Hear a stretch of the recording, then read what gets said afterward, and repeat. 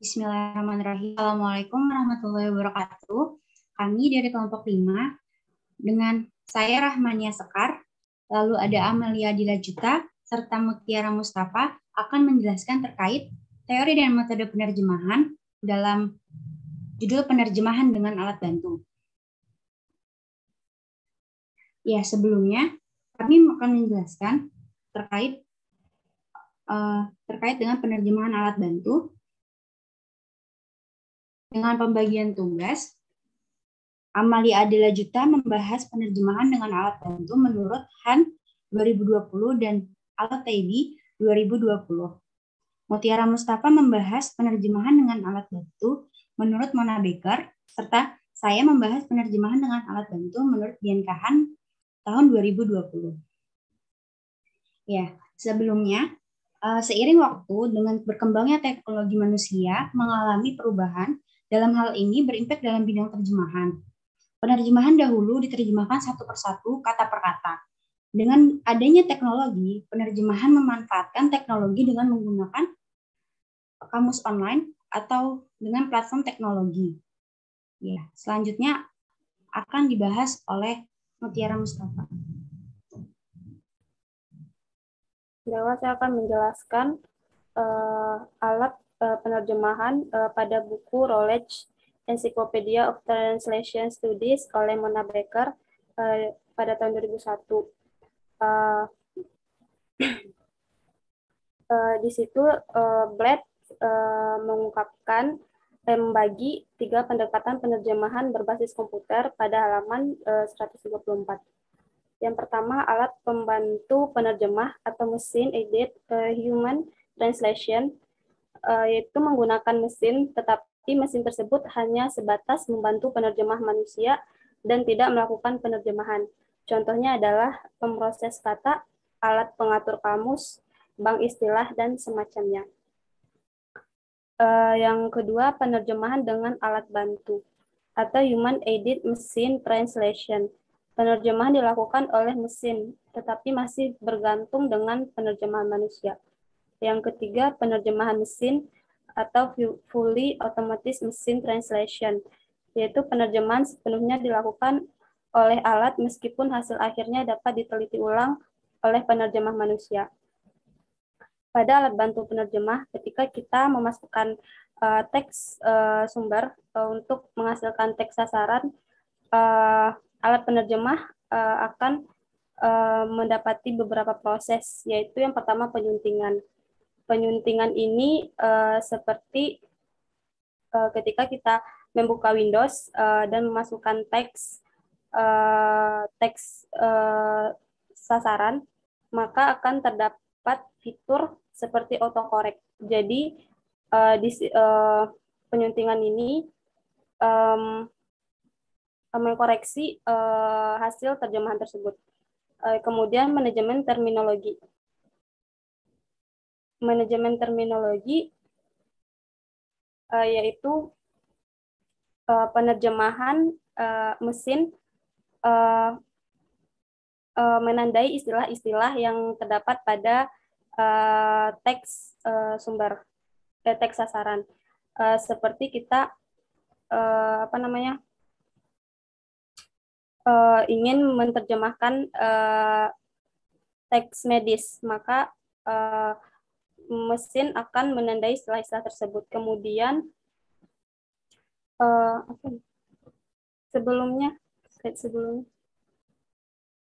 kemudian dilanjutkan dengan penyesuaian penerjemah, yaitu mesin akan alat penerjemah akan menyesuaikan teks medis tersebut supaya tidak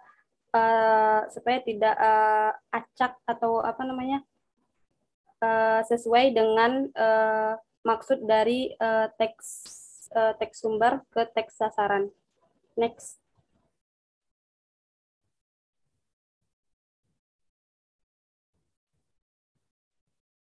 Aplikasi penerjemahan dengan alat pada buku yang sama oleh Mona Baker pada halaman 136 sampai 139. Yang pertama, fully otomatis, INT atau alat penerjemahan otomatis.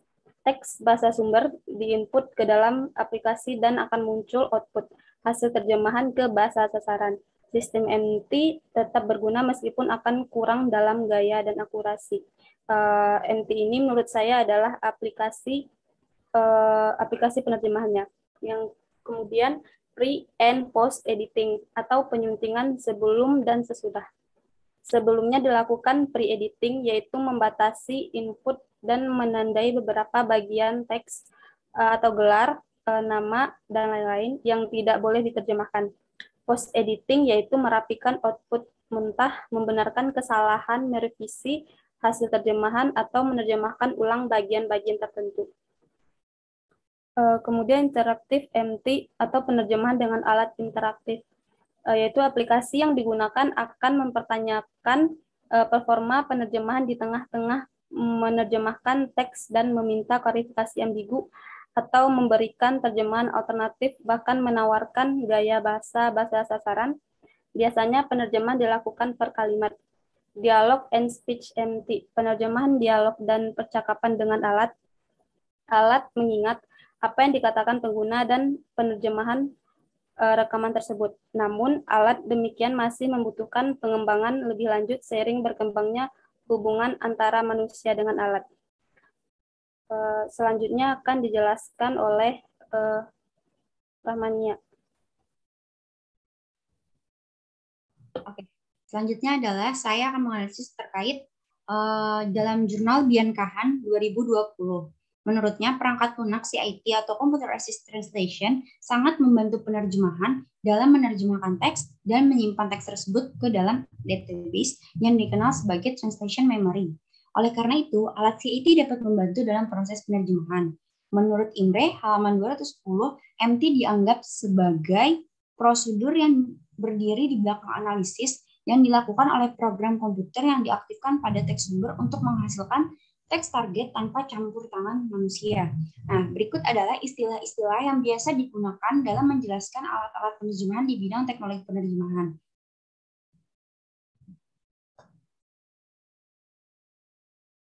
Dan selanjutnya, alat CIT, manfaat dari alat CIT itu sangat membantu penerjemah untuk merampingkan proses terjemahan tanpa benar-benar melakukan terjemahan apapun.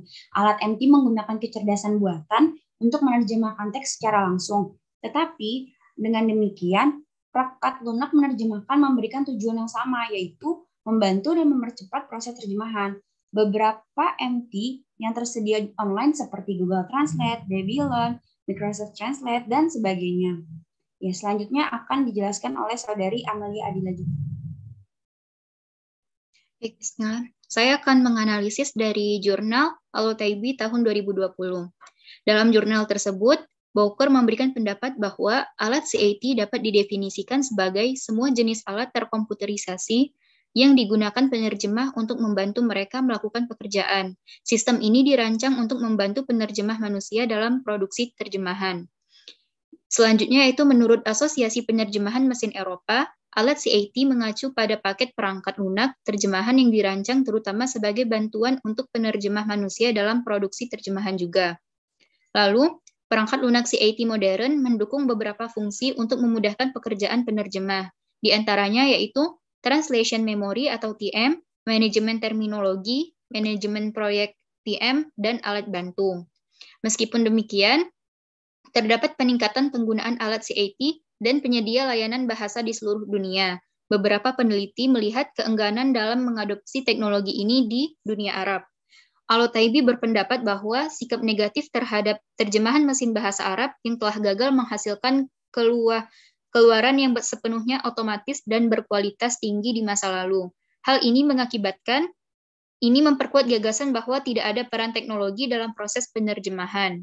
Selain itu, Al-Nazi menunjukkan bahwa alat tersebut terkadang gagal untuk menangani bahasa Arab karena sifatnya yang kompleks. Selain itu, alat CIT versi sebelumnya memiliki beberapa masalah ketidakcocokan dengan set karakter non-Romawi. Atari.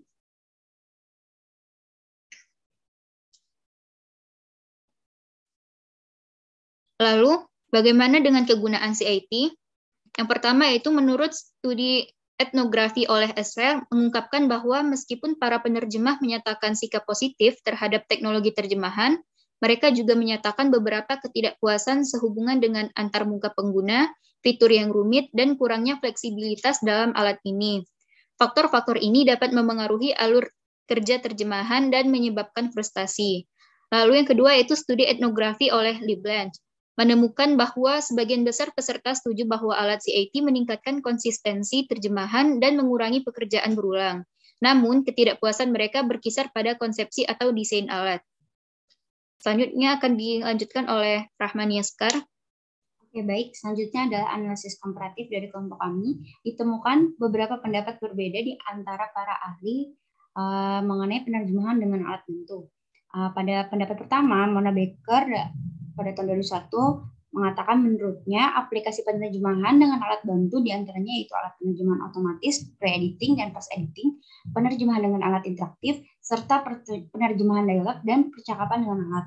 Pendapatnya juga didukung oleh Bien Kahan dalam jurnalnya pada tahun 2020 mengenai istilah untuk menjelaskan alat-alat penerjemahan di bidang teknologi penerjemahan. Hal tersebut berkaitan dengan pendapat Baker tentang pendekatan penerjemahan berbasis komputer. Selain itu, penggunaan alat CAT memberikan saran otomatis dan memungkinkan penerjemahan menerjemahkan teks dengan cepat. Sedangkan menurut Al-Taibi 2020, beliau berpendapat mengatakan bahwa sikap negatif terhadap penerjemahan mesin bahasa Arab yang telah gagal menghasilkan keluaran yang sepenuhnya otomatis dan berkualitas tinggi di masa lalu. Akibatnya, menurutnya, ini merupakan gagasan bahwa tidak ada peran teknologi dalam proses penerjemahan. Ya, selanjutnya akan dijelaskan oleh Amelia Juta.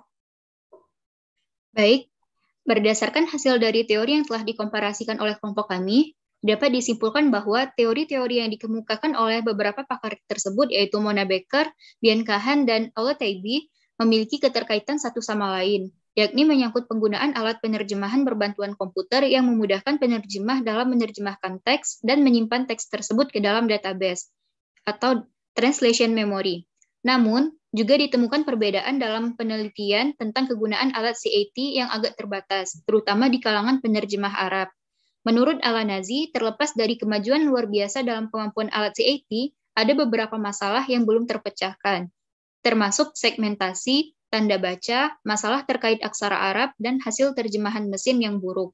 Oleh karenanya, perbaikan lebih lanjut masih diperlukan untuk meningkatkan dukungan bahasa Arab untuk menarik lebih banyak penerjemah bahasa Arab.